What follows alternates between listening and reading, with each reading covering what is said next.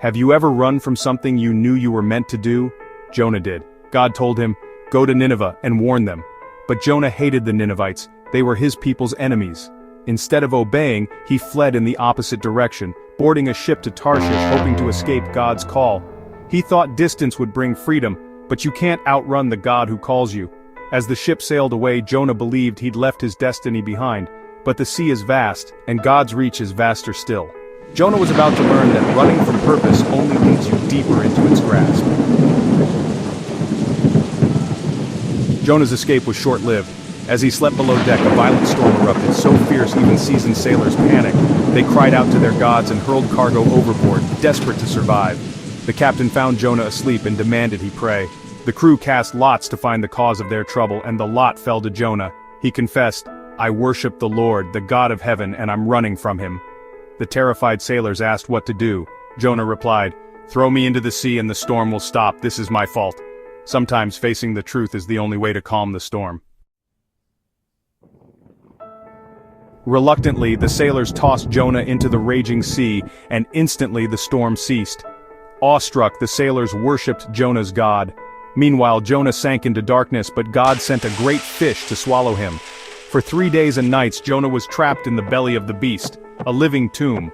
There, with nowhere left to run, Jonah finally prayed, "In my distress I called to the Lord, and he answered me."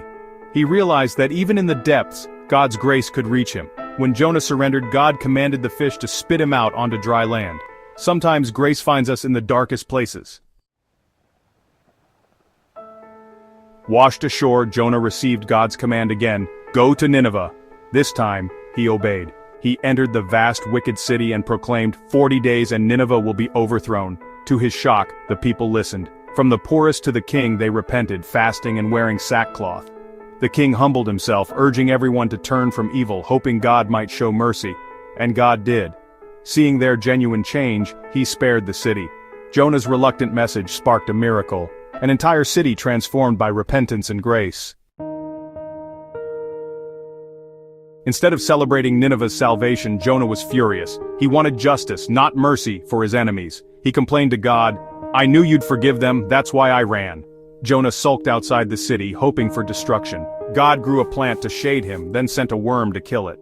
Jonah mourned the plant, but God asked, "You care about a plant you didn't grow, shouldn't I care about a city of 120,000 people?" God's lesson was clear. His compassion isn't limited by our grudges, mercy is bigger than our sense of fairness. The story ends with God's question hanging in the air. It's not just for Jonah, it's for us. Who are our Ninevites? Who do we think is beyond forgiveness? Jonah's journey shows we can't outrun God's purpose or his relentless grace. His love pursues us through storms, darkness, and even our anger. God's mercy is for everyone, not just those we approve of.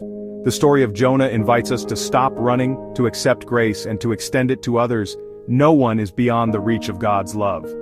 If you have enjoyed this content, please consider subscribing. Also, you can like, comment, share, and turn on notifications so you don't miss anything new. For everyone who has subscribed, thank you for your support. Thank you for viewing, be encouraged, and God bless.